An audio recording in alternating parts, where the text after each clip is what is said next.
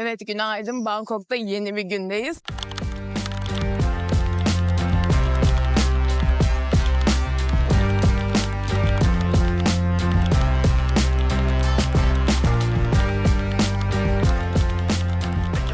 Sabah 7.30'da uyandım.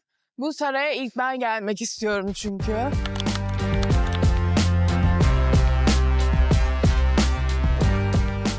Saat 8.30'da açıldı saray. Saat şu an 8.33 ve biz önündeyiz. Bu arada buranın bilet fiyatı da 500 baht olması lazım. İnternette öyle yazıyordu. Bir para hazırlayayım. Nakit alıyorlar çünkü sadece. Evet, şimdi girdik. Bizi böyle bir güvenlikten geçirdiler. Böyle devam ediyoruz ama burası benim geçtiğim... No? Evet, selam. Bir önceki videodan da gördüğünüz gibi içeride kesinlikle video kaydı yasaktı. O yüzden benim yanımda da profesyonel kameram vardı. Fotoğraf kamerası gibi gözüken. Ve fotoğraf çekiyormuşum gibi davranarak ben size bir sürü video çektim. Ama maalesef ki orada konuşup bir şeyler anlatamadığım için ben gelecekteki burcu size Grand Palace'ı anlatmaya geldim. Grand Palace 1782 yılında 1. Kral Rama tarafından yaptırılıyor. O dönemde başkent stratejik nedenlerden dolayı Chao Phraya Nehri'nin sol kıyısına taşınmıştır. Ve etrafındaki kanallar ise şehri savunmak için kullanılmıştır. Ve gezdiğimiz bu yerde aslında büyük bir saray kompleksi. Tam 218 bin metrekarelik bir yer. 218 bin. Biraz büyük. Ve çevresi de 19 bin metre uzunluğundaki surlarla çevrilmiş. Bu saray kompleksinin planlaması ve düzenlemesi ise eski başkentlerdeki Sukhothai ve Ayuttha'daki düzenle birebir aynı şekilde yapılmış. Bu kompleksin içerisinde ise taht salonları, kralın özel yaşam alanları, yönetim binaları, tapınaklar ve tabii ki de daha bir sürü amaca hizmet eden binalar bulunuyor. Karşımıza çıkan ilk bina ise The Royal Pantheon, yani Tayca ismiyle Prasat Paratebidon. Burası 4. Kral Rama zamanında hem Emerald Buda'yı sergilemek için hem de kraliyet törenlerini düzenlemek amacıyla inşa edilmiş. Fakat bu yapı tamamlandığında amacı için bir tık küçük bulunmuş ve 1903'te çıkan yangında ise çatısı tamamen zarar görüyor. Onarımlar 6. Rama dönemine kadar devam ediyor. Daha sonrasında ise kralların heykellerinin bulunduğu bir yapı haline geliyor. Birebir boyutlarında bronz heykellerinin olduğu. Buraya girmek yasak, içeri girip gezemiyorsunuz ama yılın belli dönemlerinde buraya girilebiliyor. İşte Çakra Günü, Songkran Festivali, Kralın tahta çıkış yıl dönümü gibi daha bir sürü özel günde burayı ziyaret ederek burayı da görebiliyorsunuz. Ama genel olarak kapalıydı. Ben gezemedim. Şimdi ise Phra Ubosat'ın önündeyiz. Burası Tayland'ın en kutsal tapınağı ve Emerald Buda, Zümrüt Buda'nın da heykelinin olduğu tapınak. Bu tapınağın çevresi ise özel bir duvarla çevrelenmiş ve çevresine 8 tane kutsal sınır taşı konulmuş. Bu taşlar ise buranın bir kral tarafından yaptırıldığını ve sadece dini törenler için kullanılabileceğinin bir simgesi. Yapının mimarisi ise tam Tay tarzında. Renkli çinilerle kaplı bir çatısı, altın yıldızı ve cam mozaiklerle süslenmiş bir dış yapısı var. Ve gerçekten güneş vurduğunda parıl parıl parlıyordu. Yani ben buraya hayran kalmıştım. Etrafında 2 tur falan atmıştım. Burada içeride kesinlikle hiçbir şekilde fotoğraf dahi çekilmiyordu ve bir sürü görevli vardı. O yüzden içeriği size çekemedim. Ama içerideki duvarlarda size 2 önceki videomuzda anlattığım gibi tapınaklardaki duvar resimlerinde belli hikayeler anlatılıyor. Bu tapınağın içinde de full o duvar resimlerinden vardı yine. Tabii ki başka hikayeler anlatıyordu. Ve içerideki en önemli şey ise Emerald Buda, yani Zümrüt Buda'ydı.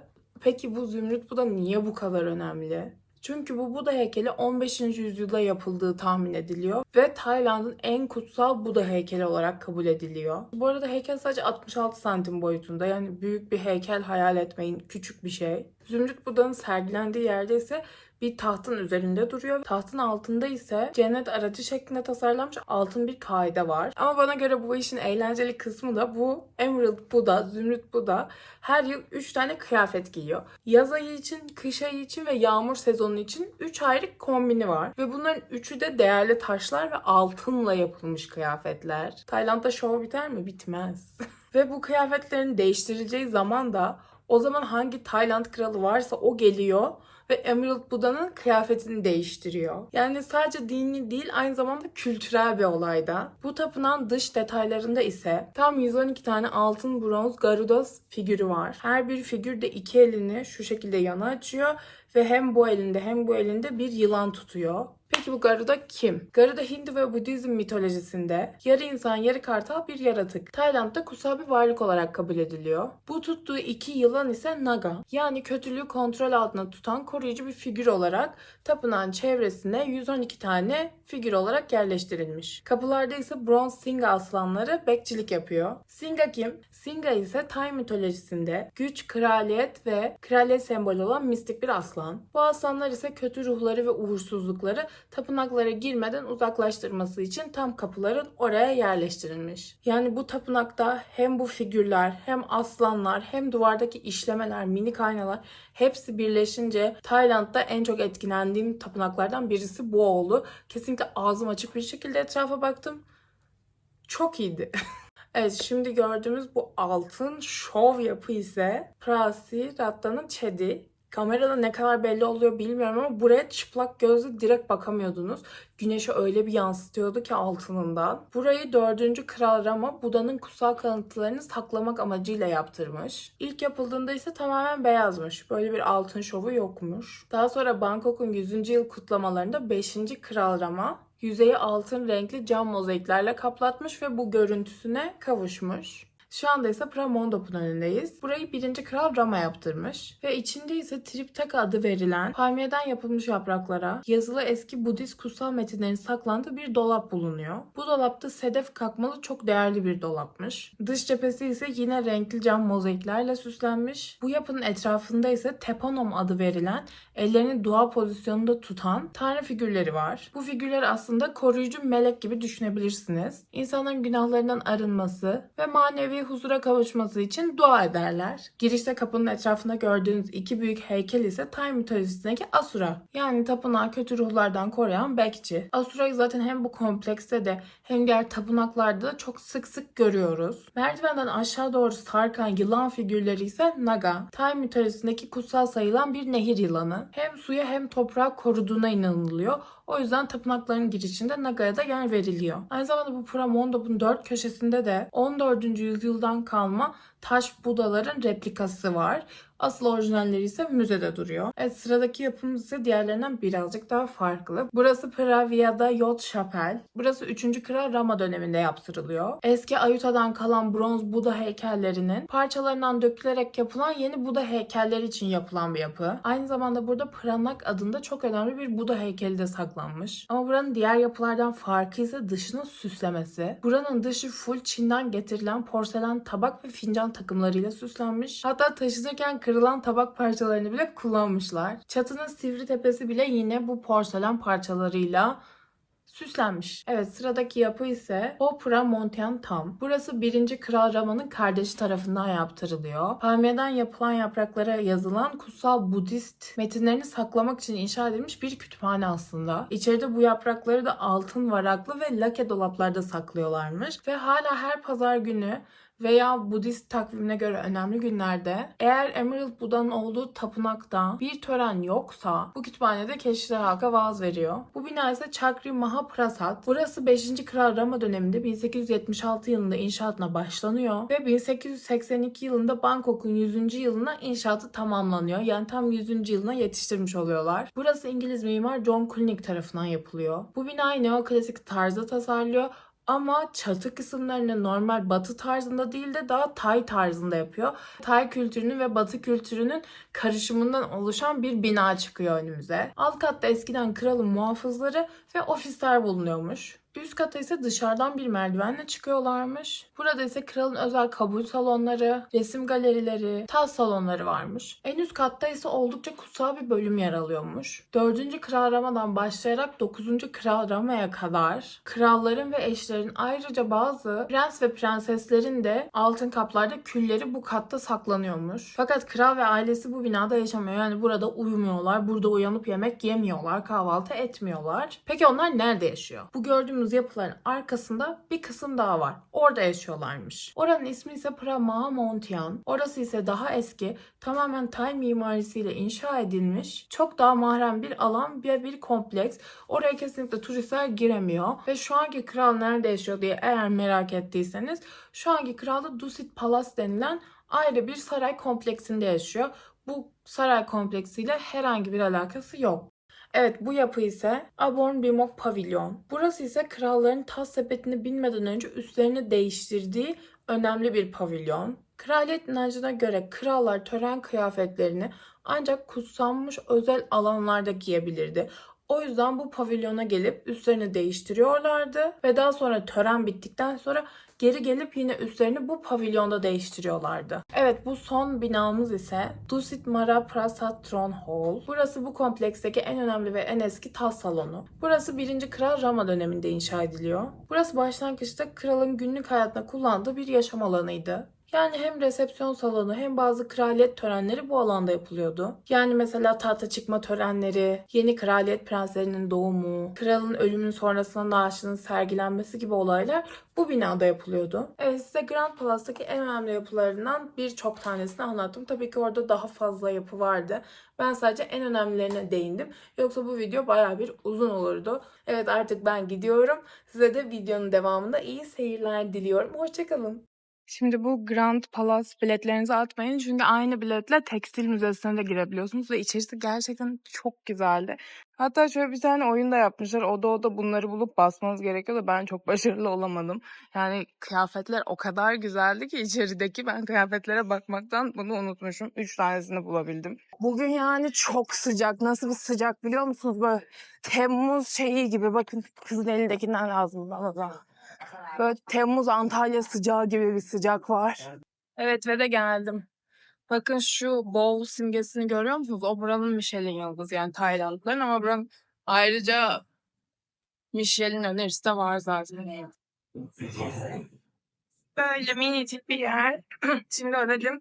130 baht ödedim. Ve şuraya gidecekmişim. Bana bir tane fiş verdiler. Normale göre çok pahalı bu arada. Normalde bu 50-60 baht falan. Burada ama 130 baht. Ama yani Michelin yıldızlı olduğu için bana normal geldi. Böyle minik bir kafe. Burayı da satın almışlar. İyi olmuş bence. O küçük taburelerde oturmaktan daha iyi. Şimdi bekliyorum numaramla. Evet, ve geldi. Çok iyi gözüküyor. Yani böyle sütlaç vibe'ı çok fazla var, anladınız mı? Sütlaca ben çok benzetiyorum. Şöyle fındık fıstık bir şey verdiler. Yer fıstığı büyük ihtimalle. Onu da şimdi üstüne dökeceğim. Sonra bakalım tadına. Bebişim çok lezzetli. Ben bu kadar lezzetli olacağını asla beklemiyordum. Bayağı güzel. Ben şimdi yiyeyim, sonra gidelim. Şimdi çamaşırlarımı aldım. Yemek yemeye gidiyorum ve evlere bakın. Bir de evini süslemişler. Böyle evlerin olduğu bir tane ara sokaktan geçiyorum ama çok tatlı bir ara sokak. Ne bu? Mercedes sponsor. Evet, menü geldi. Ama bu mekan bomboş, çok şaşırtıcı bir şekilde. Mesela şeyci çok doluydu. Niye boş bilmiyorum. Pad yiyeceğim ben ya. Su istedim. Böyle. Tamam, anladık, Michelin yıldızı sizsiniz. Evet, geldi. Ama yani bana buranın porsiyonları çok küçük geliyor. Baksanıza, bu benim elim. Bu kadar. Neyse, bakalım. Ben ilk yediğimi çok beğenmemiştim ama başka bir yer yedim. Bir de Michelin yıldızlısının tadına bakalım. Bakın, dışarıdan da böyle gözüküyor. Şurada oturuyorsunuz. Bak şov. Yani bence çok iyi değildi bu arada. Yani değmez bence. Bir de bir su, bir pad thai'ye işte 195 baht ödedim. Ne bileyim, ben çok beğenmedim. Çok iyi değildi bence, değmez. Kim vermiş ki bu Michelin yıldızını da onlara? Ben vermiyorum. Geçtiğim yerlere bakın, burası böyle mahalle arası. Babacık sokaklarından geldim. Böyle ortadan bir tane nehir akıyor. Burada da tanrılar var. Birinin evi. Böyle çok huzurlu bir yer. Yani böyle kuş sesleri, üst ağaçlar falan. Biraz pis, evet. Ama bir huzurlu gibi de garip bir vibe'ı var. Evet, şimdi hostelden geri çıktım. Böyle bir tane müzemsi bir şeye gidiyoruz. Tam müze gibi de değil, exhibition hall gibi biraz daha. Asıl benim gitmek istediğim, sadece hafta sonları kullanan bir tane market var. Ve böyle ucuza bir sürü kıyafet satılıyor, hediyelik satılıyor. Buranın böyle lokalda el işi şeyleri satılıyor, yemekler var. Oraya gitmek istiyorum. Evet, ben şimdi müzenin önüne geldim. İçeri girip biletimi de aldım. Bu arada 3 tane tur vardı. Ben ilkini satın aldım. İlki daha tarihsel. Diğeri Tay halkının nasıl yaşadığını anlatıyor. Diğeri de kralla alakalı. İşte kral ne yemeyi seviyor, ne giymeyi seviyor. Ama içeride herhangi bir çekim yapmak tamamen yasakmış. O yüzden bir şey çekemeyeceğim. Ama beğenirsem size öneririm. Bu arada size buranın adını söylemeyi unuttum. Ratakonashin Exhibition Hall. İlk Bangkok başkent olmaya başladığında bir Bangkok'un içinde adaya yerleşim kurmaya başlıyorlar. Ve bu adanın adı Rattanakosin. Bu ne ya? Şimdi bakın benim resmimi koydular. Şimdi ben geldim. Bakın ben ve ben. Çünkü tek başıma geldim.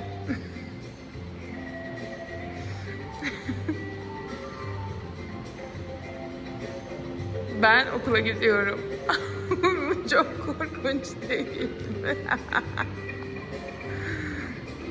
Ben öğretmen olmuşum. Çok iyi.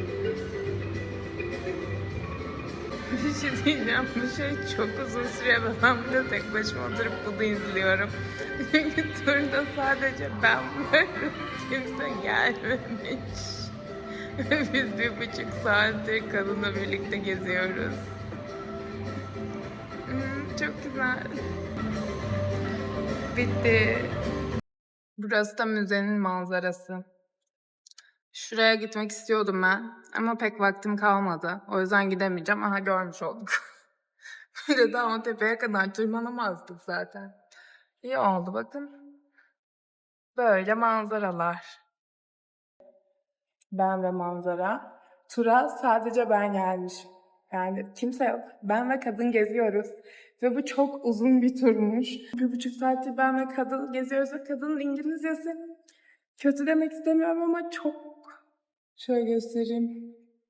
Yani Çinli tamam mı kadın ve anlayamıyorum. Çok odaklı dinlemem gerekiyor. Çok zor anlıyorum. Komik bir deneyim oldu benim için. Yazıları falan okuyorum duvardaki. Ama güzel bir müze yapmışlar ve çekemediğim için üzüldüm. Ama ben de yani çok bir şey anlayamadım zaten. Ve çıkamıyorum da çünkü sadece ben varım turda ve çıkarsam çok ayıp olur. Neyse. Şimdi aşağıda beni bekliyor. Tur rehberim, onun yanına gideyim. Evet, şimdi müzeden o kadar geç çıktım ki. Yani çünkü çıkamadım, anladınız mı? Ayıp olur diye çıkamadım bildiğiniz. Taksiye binmek zorunda kaldım. Otobüse falan binemedim. Şimdi markete gidiyoruz. Müzenin kendisi çok güzeldi bu arada. Ta Ayutthaya'dan o Bangkok'a taşınırken büyük şehirden başlıyor. Şu ana günümüze kadar ki böyle tarihi çok eğlenceli bir şekilde anlatıyor. Ne bileyim böyle kısa filmler vardı, animasyonlar vardı. Duvarlara şekil şekil koymuşlardı. Bayağı bir şeyler vardı. Kendiniz oynayabiliyordunuz, bir şeyler yapabiliyordunuz. Gayet güzel ama yani kötü niyetle söylemek istemiyorum bunu ama ben anlayamadım o aksanlı, Çin aksanlı İngilizceyi ben anlayamakta çok zorlandım.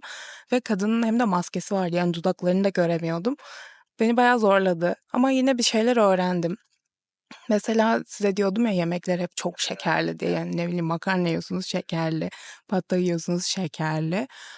Eskiden hala satılıyormuş hatta bazı yerlerde böyle sokak satıcılarında suların içine koymak için tozlar çıkarmışlar ve o tozlu suları satıyorlarmış ki insanlar su içsin diye mi, tatlı su mu ne yapıyorlarmış, şekerli su. Yani suya bile şeker atıyorlarmış ki bu çok eskiden gelen bir şeymiş. Yani her şeyleri şekerli gerçekten. İşte nasıl buraya taşındıkları, daha sonra o size söylediğim adanın adını yine unuttum, müzenin adı olan. Oranın etrafındaki nehri, ben zaten nehir var da onlar buraya taşınmış sanıyordum. Hayır, nehirin yani belli ana nehir tabii ki varmış ama etrafındaki nehri kendileri elleriyle açmışlar. Etrafına da sonra kale çevirmişler ki daha da güvenli olsun diye. Yani bildiğiniz korumak amacıyla, çünkü Ayutthaya'ya saldırı olduğu için bu tarafa geliyorlar. Ama elleriyle tüm şehrin etrafına nehir açmaları da bayağı şov geldi bana. Başka da bir şey hatırlamıyorum ama bu kadar şey mi öğrendim? 2 saat gezdim. Gördüğümüz yerleri anlattılar. İşte o Grand Palace'ı falan anlatıldı bir daha. Ama dedim ben zaten gittim sabah buraya. Ben internetten fotoğraflar bulurum birkaç tane. Kesin millet çekip koymuştur. Sadece ben ve kadın olduğumuz için bir şey çekemedim. Onlardan koyayım biraz. Bakın siz de. Yani boş vaktiniz varsa gidebilirsiniz. Bayağı bir bilgi var içeride ama işte ne bileyim.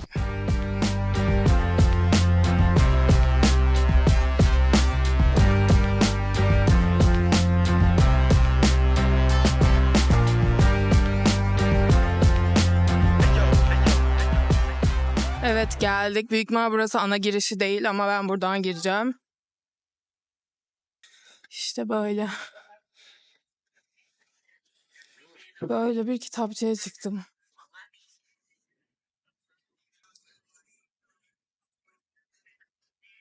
Şimdi bir ana yol bulalım. Ben burada kaybolurum. Bu ne? Nasıl çıkacağım buradan? Gidemiyorum. Heh, tamam. Heh. Evet. Geldim.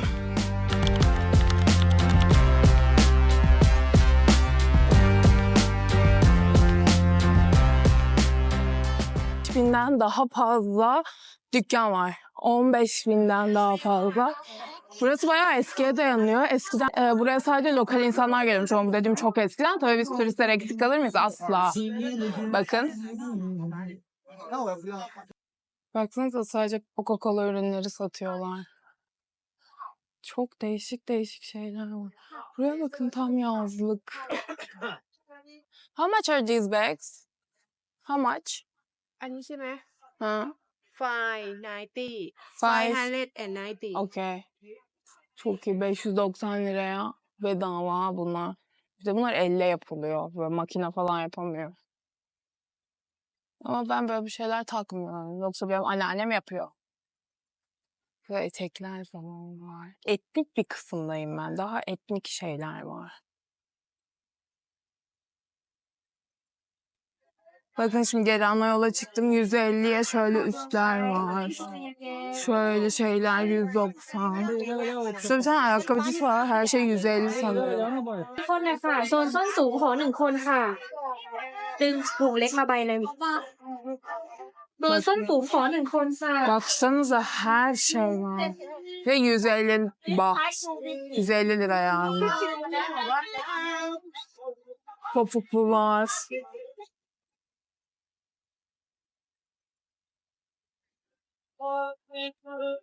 Gel buradan al. Bunlar çok tatlı. Şuna bakın. Ve 150 baht. Biraz bakalım. Amashi var. Bakın burada pijamalar var. 350 bahta. Ve çok tatlılar. Şuna bakın. Hi. Aa, şapkacı var. Gelin şapka bakalım. Böyle Bangkoklu bir şey istiyorum ama Bangkoklular hep çok çirkin oluyor. Bunlar çok tatlı. Bunlardan mı alsam acaba? Şuradan girelim içeri. Gelin buraya bakalım elbiselere. Bu herhalde benim Bangkok'ta gördüğüm en pahalı şey bunlar. 2500 liraymış. Ama çok güzeller baksanıza. Devam edelim. Saat 6'da kapanıyor burası ama saat daha bakın 5:25. Yani niye kapatıp gittiniz? Çalışsanıza abi birazcık. Şunlar da herhalde universal bir şey. Her ülkede var. Bakın burada kendi pasaport kılıfınızı yapabiliyorsunuz. Böyle üstüne koyup. Hi. Ama yani benim var pasaport kılıfım zaten. O yüzden yapmayacağım. Bakın kadın bayraklarla matching giyinmiş. Ne kadar bunlar? 250 baht bir tane, 2 tane alırsan 400 baht. Normal tişörtler var. Her şey var. Anneanne bak gör. Millet neler satıyor. Burası da ünlü herhalde. Millet kapısında kuyruk olmuş. Bunlara bakın. Manyak şeyler var burada. Evim olsa alırdım. Kadın elleriyle örmüş satıyor. Teyze de şurada örgü örmeye devam ediyor. Çok iyi. Bikiniler var, kareolar var. Şu pijamalara bayıldım ben ama işte aslında kendiminkini atıp bunlardan mı aldım? Bunlar da terletir. Thank you. Bakın ne aldım. Sadece bir şey almak istediğim için aldım biraz ama olsun. Çantama asacağım. Ve sadece 100 baht yani 100 liraya aldım. Şu benim favorim. Şunlar. Çok tatlı değiller mi? Baksana. Böyle değişik değişik şeyler bulabiliyorsunuz işte. Büyük ihtimal aralara girsek Allah bilir daha neler vardır ama giremedim. Böyle güzel Bangkoklu tişörtler olsa almak istiyorum ben aslında ama hepsi genel tişörtler. Coca dair tatlı bir şey buldum dedim yani bakın şurada. Altına lastik takmışlar. Kim lastikli tişört giymek ister ki? Bakın size anlatmıştım ya şeyde alamadım diye. O tren marketinde alamamıştım tişörtü. Bir anda karşıma çıktı. Ama tren markette olan burada yokmuş. Sadece oraya özelmiş. Burada da çatuçak varmış buraya özel. Her yere özel oranınkiler varmış ama ben Bangkoklu'yu alabileceğim. Çok şanslıyım gerçekten. Ya çok mutluyum bu tişörtü alabildiğimiz için. Çok istiyordum. Şimdi buralar kapanmaya başladı ve bir anda buraya market kurdular. İnanamıyoruz. Bir sürü yemek istasyonu kurdular. Ve bir sürü yemek var. Ben bunu bilmiyordum. Size gelirseniz benim gibi geç gelin bence. Yani 4'te falan gelin. Hem her yeri gezersiniz hem de yemek yersiniz. Böyle ahtapot koyuyorlar hamurun içine. Biraz da yeşil soğan. Biraz da başka bir şeyler koydular. Durun şimdi bir tane alalım da yiyelim. Üstünü süslüyor bizimkinin. Bakın çok iyi oldu. Hadi ver abla da yiyelim. Buraya da bunu koymuşlar. 100 baht, 100 lira.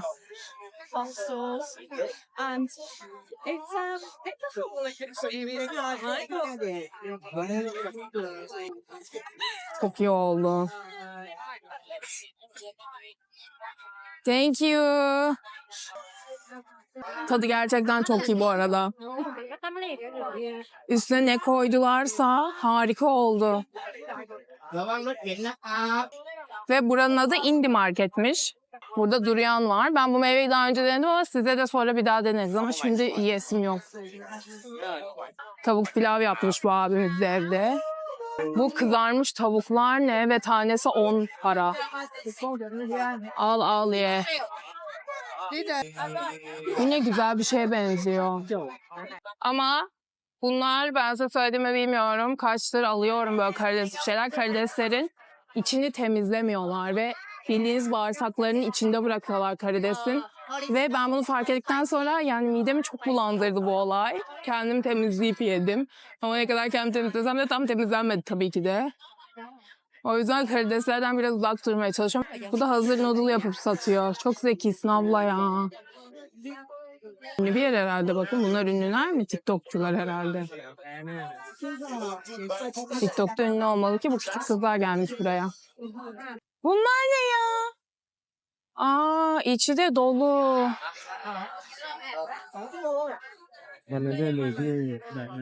Baksanıza içleri dolu. Şundan bir tane aldım. Güzelmiş. Ama yani değişik bir şey değil. Çok güzel bir pankek olduğunu düşünün öyle tadı. Yani gerçekten güzel bir pankek yiyorum. Böyle pofuduk pofuduk ve içi full krema dolu. Şu ahtapotlar çok iyi duruyor ya. Baksana kadın burada. Böyle of. Bunları pişiriyor. Bu ne? Bu ne hiç anlamadım. Ha bu balıklı bir şey. Sosis ama bayağı dolu. Bu ne? Bu da sosis. Çok sosis yiyorlar. Of abime bak nasıl. Zartmış da bu da domuzmuş.